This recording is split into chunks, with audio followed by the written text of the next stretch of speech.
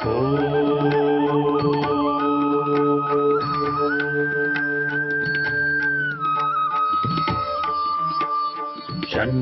मित्रः शं वरुणः शन्नो भवत्वर्यमा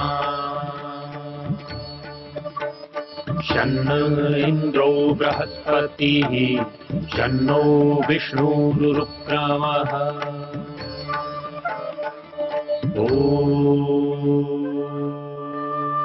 शान्ति शान्ति शान्तिः।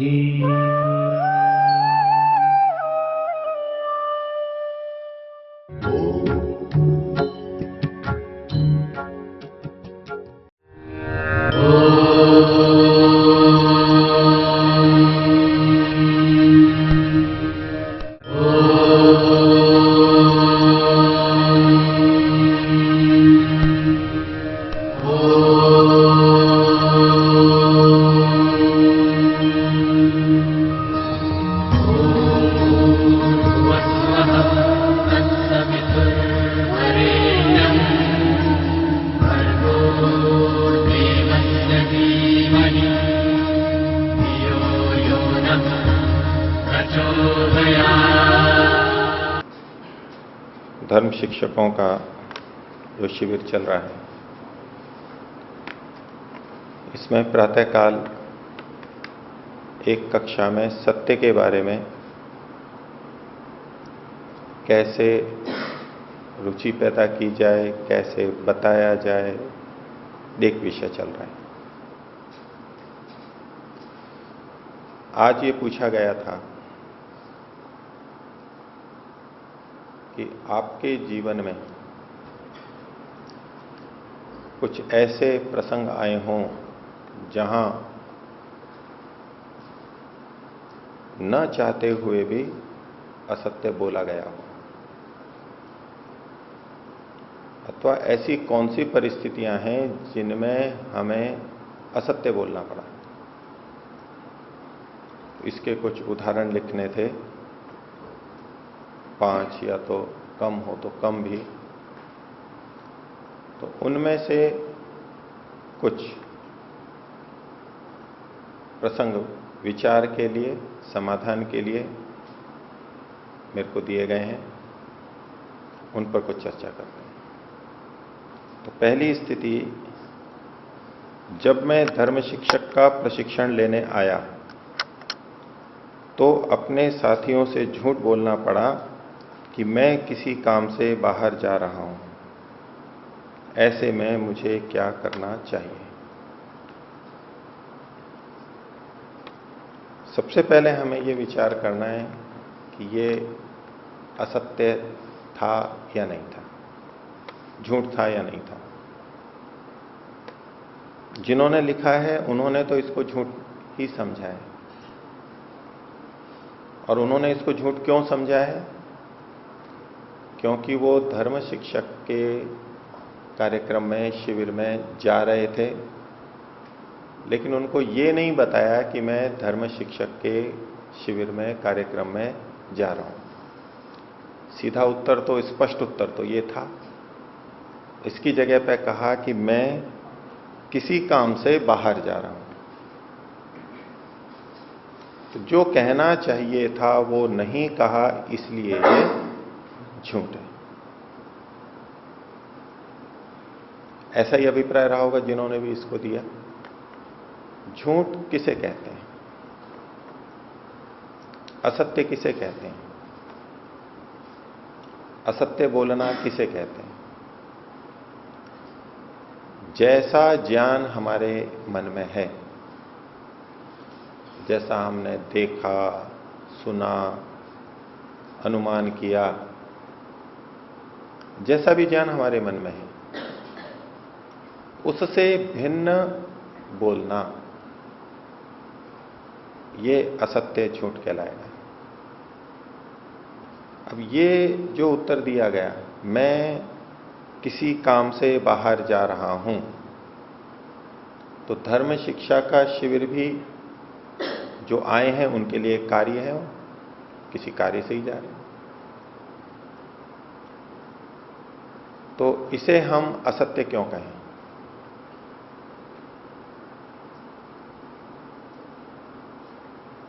किसी के पूछने पर यदि हम स्पष्ट उत्तर नहीं देते हैं, लेकिन सामान्य उत्तर देते हैं, विशिष्ट उत्तर नहीं देते, सामान्य उत्तर देते हैं, तो भी वो असत्य नहीं हो जाता। किसी ने पूछा कहां जा रहे हो? बस यहीं पास में जा रहा हूं। वो व्यक्ति नहीं बताना चाहता किसके घर पे जा रहा हूं या बाजार में जा रहा हूं। कहां जा रहे हो? बाजार जा रहा हूं। क्या खरीदने जा रहे हो? अब वो वस्तु वो बताना नहीं चाहता जिसको खरीदने जा रहे हैं। कहता है कुछ सामान खरीदने जा रहा हूं। तो ये असत्य नहीं है, ऐसा हम बोल सकते हैं। ऐसा क्यों बोलते हैं हम? जब हम सामने वाले को अपनी बात पूरी नहीं बताना चाहते, हम कोई गलत भी नहीं कर रहे हैं, किंतु सामने वाला यदि कुछ गलत अर्थ ले ले, उससे कुछ हानि हो सकती हो, हम नहीं चाहते कि इसको ये बात बताई जाए, वो बताया जाने के योग्य नहीं है, तो वहां हम विशिष्ट बात न कह के सामान्य कथन करते हैं। तो क्या लेने के लिए जा रहा हूं बाजार में, ये न बता के बस इतना बताया कि कुछ सामान लेने जा रहा हूं, तो भी ये अपने आप में झूठ नहीं है, असत्य नहीं है। किसी ने पूछा कहां जा रहे हो? जा तो रहा था बाजार, लेकिन कह दिया कि मैं विद्यालय जा रहा हूं। जा तो रहा था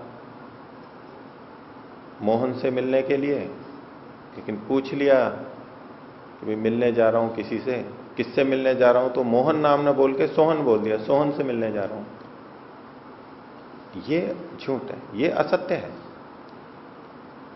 हम जब किसी विशिष्ट व्यक्ति का नाम ले देंगे, फिर तो उसी के पास जा रहे हैं, ये होगा। जा कहीं और रहे थे। यदि आप ये बोलते कि मैं छुट्टियां बिताने जा रहा हूं, अथवा और कुछ बोल देते कि मैं घर जा रहा हूं, आ रहे थे धर्म शिक्षा के लिए आश्रम में, लेकिन बोल देते कि मैं घर जा रहा हूं, माताजी रुग्ण हैं, पिताजी रुग्ण हैं, उनकी सेवा के लिए जा रहा हूं, ये झूठ हो जाता। ये जो वचन है मैं किसी काम से बाहर जा रहा हूं, इसे असत्य नहीं कहेंगे। अनेक बार सुनने वाला जब अपात्र होता है, योग्य नहीं होता, तो हमें ये सामान्य कथन करने होते हैं, इससे कोई आपत्ति नहीं, इसे झूठ नहीं कहते। ठीक है, किन्हीं को कुछ पूछना है इसमें? अगला प्रश्न। एक बार किसी दुकानदार ने मेरे से सामान खरीदने के बाद पैसे वापस लौटाए, यानी इन्होंने खरीदा और इन्होंने पैसे भी दिए और दुकानदार ने बचे हुए पैसे वापस लौटाए, तो उसने ज्यादा रुपए दे दिए। मेरे से पूछा कि पैसे ठीक हैं, जैसा कि प्राय करते हैं, गिन के दिया और हम भी गिनते हैं। हमने गिना तो उसने पूछा ठीक है? ठीक है, थे ज्यादा रुपए। तो मैंने कहा कि हां ठीक है, तो ये असत्य हो गया। ये वास्तव में असत्य है।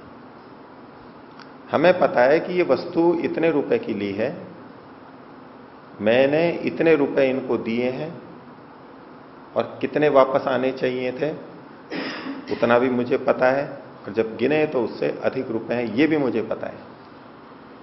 तो ये ठीक तो नहीं है, अधिक रुपए हैं, ये बोलना असत्य है। अब विचारणीय यह है कि हमने असत्य क्यों बोला, ऐसी स्थितियों में हम असत्य क्यों बोलते हैं। तो कारण तो स्पष्ट है कि मेरे को अधिक रुपए मिल गए। क्योंकि हम रुपए चाहते हैं, रुपए से हमारे बहुत से कार्य सिद्ध होते हैं, इसलिए हमने अधिक ले लिया। उसको पता भी नहीं लगा, उसको क्या पता, उसने ले लिए। दूसरे शब्दों में कहें तो वो वस्तु जितने रुपए की थी उतने की बजाय हमने सस्ते में ले ली। दिया तो है ही हमने कुछ ना कुछ, हमने उसको सस्ते में ले लिया। जो रुपया दुकानदार का था, हम भाव ठहरा चुके थे, तभी सौदा हुआ था, तभी पैसा दिया गया था, उससे पहले वस्तु ली गई थी, लेन देन हम कर चुके हैं, वाणी से हो चुका है, अब पैसे दिए हैं। तो ये अधिक रुपए लेने के लिए, रुपए के लोभ के कारण असत्य बोला गया। और असत्य को बोलने वाले के मन में इन स्थितियों में ये रहता है कि मुझे इससे लाभ हो रहा है। लाभ मान के ही तो उसने ऐसा किया। अगर मैं सच बोल दूंगा तो मुझे रुपए लौटाने पड़ेंगे, और मैं झूठ बोल देता हूं कि ठीक है, तो मेरे को रुपए मिल जाएंगे, मेरा लाभ होगा। झूठ बोलने वाला उसमें अपना लाभ देख करके झूठ बोलता है। झूठ बोलने में कोई हानि दिखाई नहीं देती उसको, और हुई भी क्या हानि। अगर कोई दूसरा सोचे, इनको तो जिन्होंने भी ये प्रश्न लिखा है, अपनी स्थिति लिखी है, ये किसी के भी साथ आए दिन होती रहती है घटना, ये किसी एक व्यक्ति विशेष की बात नहीं है, ऐसा प्राय होता रहता है। इन्होंने इसमें लाभ देख करके ये लिया, पैसे का लाभ देख के लिया। प्रश्न ये है कि क्या वास्तव में लाभ है, और झूठ से कोई हानि नहीं होगी, ये भी उनके मन में है,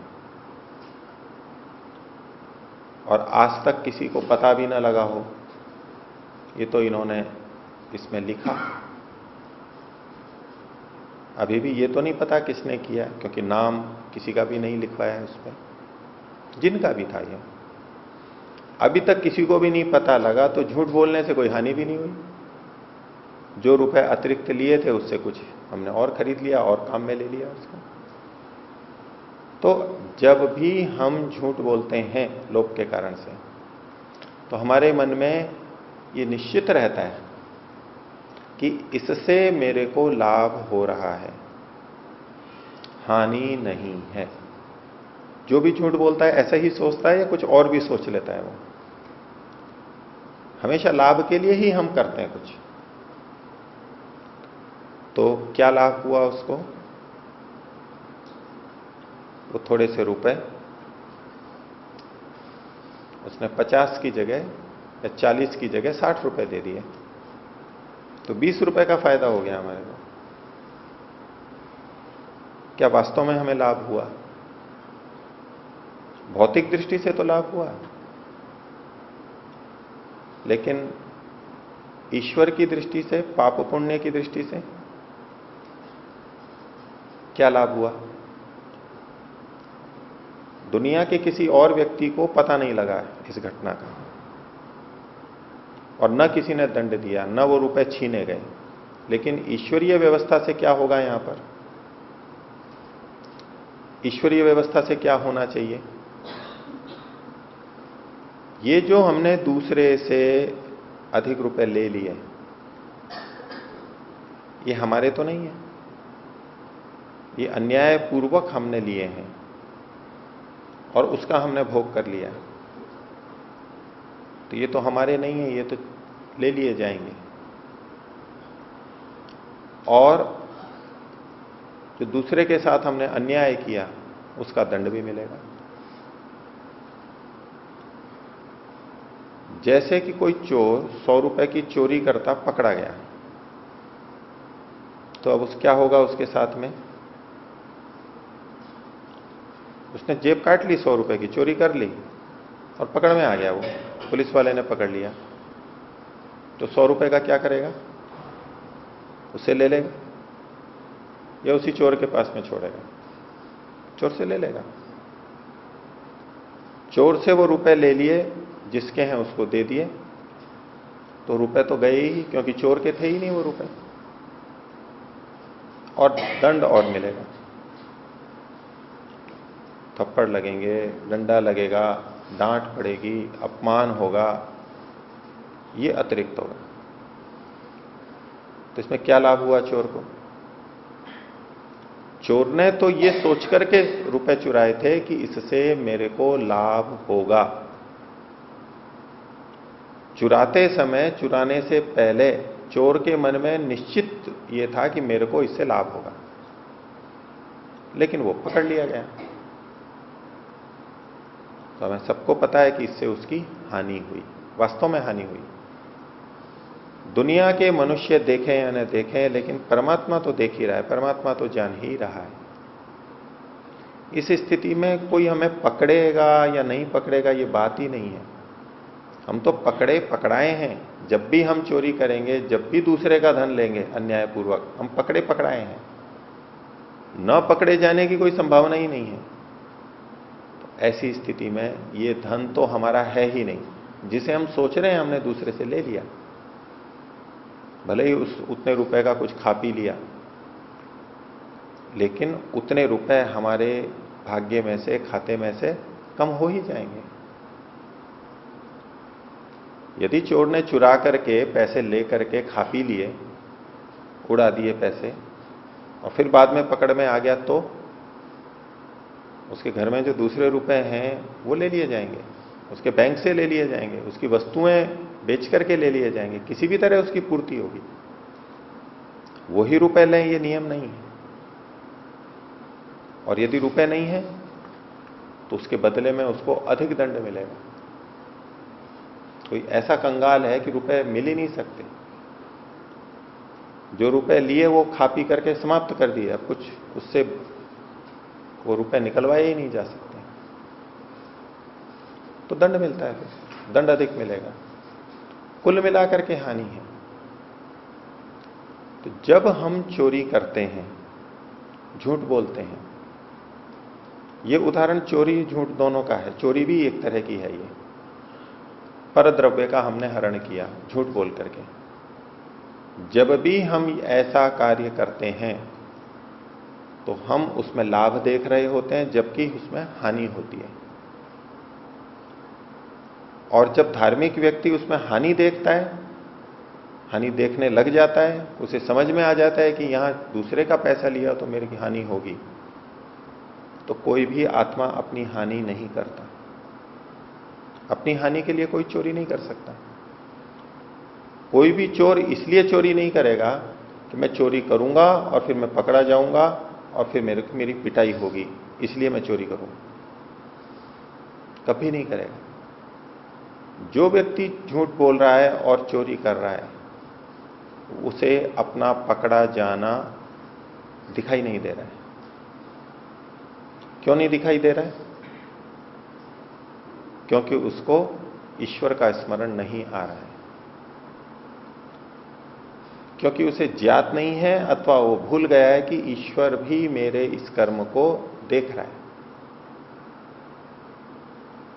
दूसरे शब्दों में, वो उस समय, जिस समय झूठ बोल रहा है या चोरी कर रहा है, अभी नास्तिक है। वैसे भले ही ईश्वर को मानता हो, वैसे भले ही ईश्वर की भक्ति करता हो, ईश्वर का नाम लेता हो, जप करता हो, और कुछ भी ईश्वर के नाम पे करता हो, लेकिन कम से कम जिस समय उसने झूठ बोला, चोरी की, उस समय वो नास्तिक है। ईश्वर को नहीं देख रहा है, ईश्वर को नहीं जान रहा है, ईश्वर की कर्मफल व्यवस्था को वो स्मरण में नहीं रख पा रहा है। तब व्यक्ति ये कर्म करता है। इसलिए ईश्वर का विश्वास, ईश्वर की न्यायकारिता, ये मन में जब भी होगी तो हम चोरी या झूठ या और भी कोई गलत कार्य वो करेंगे ही नहीं।